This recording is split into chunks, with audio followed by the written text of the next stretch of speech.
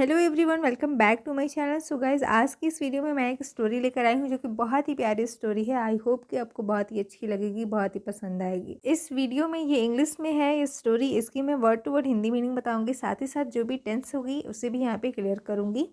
So guys, without wasting time let's start the video and watching carefully. बहुत ही अच्छी story है, ध्यान से देखिएगा और समझने की कोशिश करिएगा। बिल्कुल छोटे छोटे वर्ड्स है जो कि इजीली आपको समझ में आ जाएगी। सो आज की स्टोरी का जो टाइटल है वो है the bench in the park, यानी पार्क में एक बेंच। ठीक है, द जो है ये एक आर्टिकल है जो कि किसी खास व्यक्ति, वस्तु या फिर स्थान के नाम के पहले लगाई जाती है। तो यहाँ पर द बेंच और द पार्क, यानी कि पार्क भी खास है और बेंच भी खास है। ठीक है, इसीलिए उसके पहले द का यूज़ किया गया है। क्लियर है?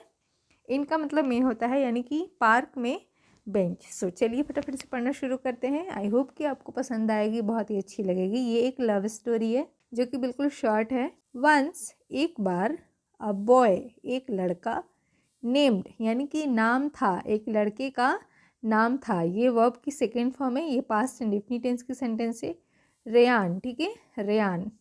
And a girl named Lily. लड़के का नाम क्या था? रेयान था, और लड़की का जो नाम था वो था लिली। ओके, ये दोनों ही पास्ट इंडेफिनिट टेंस की सेंटेंस है।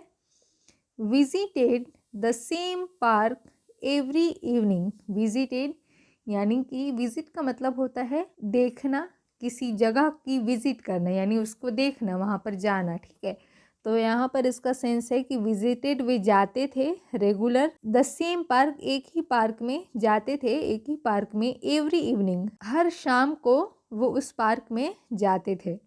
सीटिंग ऑन अपोजिट बेंचेज, यानी कि उस बेंच के एक दूसरे के अपोजिट, दोनों अलग अलग बेंच पर बैठते थे। They noticed each other but never spoke. वो दोनों एक दूसरे को नोटिस करते थे लेकिन कभी बात नहीं की। ठीक है, देखिए ये जो मैंने अभी तक सेंटेंसेस पढ़ी है ये सारी की सारी पास्ट इंडेफिनिट टेंस की सेंटेंस है, जहाँ पर आप देखेंगे कि नेम्ड है वर्ब की सेकेंड फॉर्म, नोटिस्ड है, स्पोक है ये वर्ब की सेकेंड फॉर्म जो कि पास्ट इंडेफिनिट टेंस में लगती है ना। तो ये सारे पास्ट इंडेफिनिट टेंस की सेंटेंस है। सो आगे पढ़ते हैं। One day it started raining heavily. एक दिन भारी बारिश होना शुरू हो गई। स्टार्टेड यानी शुरू हो गई, वर्ब शुरू हो गई। हेवली का मतलब बहुत भारी बारिश। ठीक है, बहुत तेज़ बारिश होने लगी। आगे पढ़ते हैं।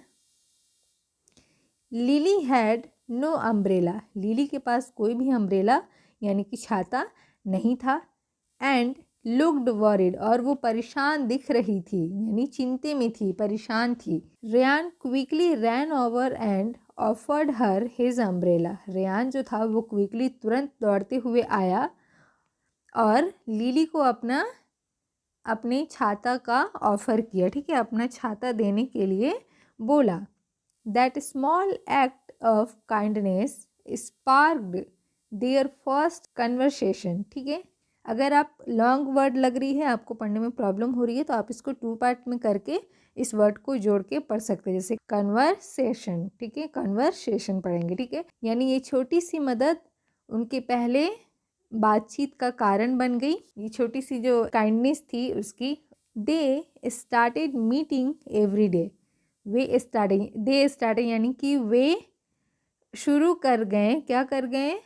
मीटिंग यानी कि मिलना। एवरी डे, वे रोज़ मिलने लगे। ये यहाँ पर इसका सेंस है। ठीक है, स्टार्ट का मतलब होता है शुरू करना, और ये वर्ब की सेकंड फॉर्म में जाएगी तो पास्ट इंडेफिनिट टेंस की सेंटेंस होगी।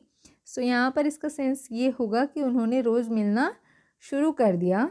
Seating on the same bench, और एक ही बेंच पर बैठने लगे। टॉकिंग, बात भी करने लगे।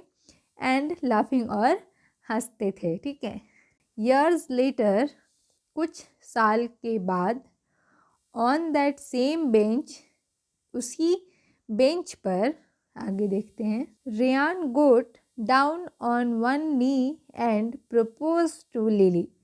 रेयान गोट डाउन यानी कि वो अपनी घुटने के बल बैठ गया। ठीक है, गॉट डाउन ऑन वन नी, एक घुटने के बल वो बैठ गया, और प्रपोज यानी कि उसको प्रपोज किया टू लिली, लिली को प्रपोज किया। ठीक है, यानी कि रेहान घुटने के बल बैठकर लिली से शादी के लिए प्रस्ताव किया, ठीक है, प्रस्ताव दिया उसको शादी करने के लिए। शी स्माइल्ड एंड सेड, वो मुस्कुराई और कहा, yes, that bench became their symbol of love and their favourite spot for ever.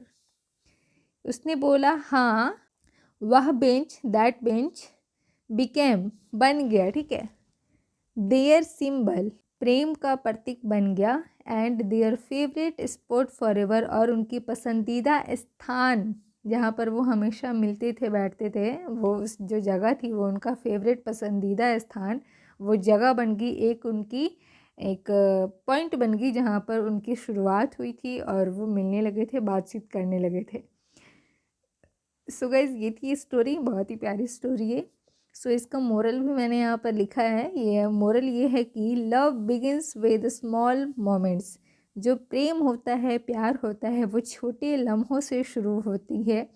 So guys I hope कि ये स्टोरी आपको पसंद आई हो। अगर आप इसी तरीके की स्टोरीज़ को सुनना पसंद करेंगे, पढ़ना पसंद करेंगे और आपका इंटरेस्ट इसमें आएगा, सो अपना फीडबैक मुझे कमेंट में ज़रूर करिएगा और मुझे बताइएगा कि ये स्टोरी आपको कैसी लगी। सो गाइज मिलते हैं नेक्स्ट वीडियो में, तब तक के लिए good luck, bye bye, take care, stay tuned.